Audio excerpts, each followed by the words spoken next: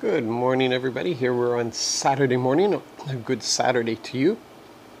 And it's September the 15th, halfway through September already. Wow.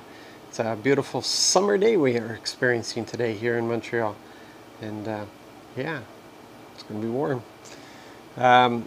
So we read through Daniel 7, 8, and 9, and we're starting to get into the prophecies and visions and such. And now it becomes a little foggier for us. The first 6 chapters are pretty interesting, and we have the history of Daniel. But now we get into some heavy duty stuff that can be hard to grasp. But instead of looking at these prophecies, let's consider the man Daniel who's receiving these visions and such, and appreciate who this is.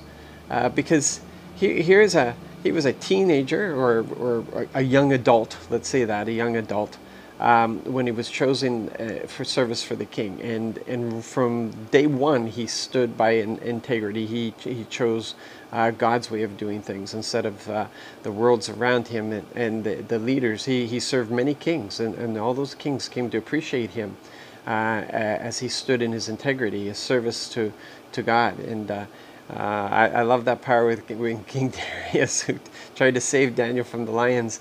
When he saw Daniel, he said, "Your God will save you." It was a declaration from the king. Your God will save you. Man, I love that. It's amazing. That's the effect that Daniel had on people, and it was because Daniel was filled with love and compassion, but he did not give an inch when it came to God's ways. It was only God's way, so that's the only way he would operate, and he stuck to that, and he was faithful, and because of that, he proved that he could handle more. He could handle more, and that's the whole thing. Being faithful with the little. Be faithful with the little. Really do well with the little things, little assignments that is given to you. Prove yourself, not to man, but to God. Prove yourself faithful in these things. If you prove yourself faithful to God, then you'll also be honored by the people around you.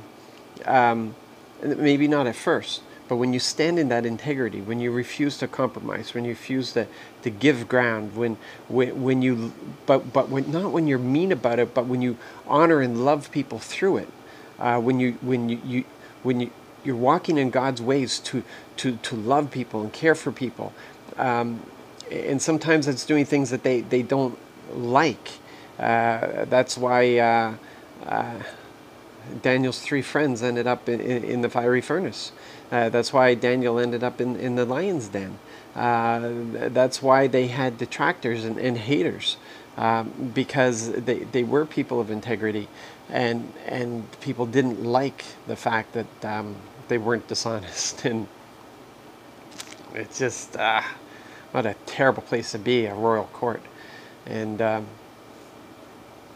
because of it, Daniel then was in this position with God, where God entrusted him with these visions, with prophecies for the future, and they had to be given to somebody to be exposed, to be shown.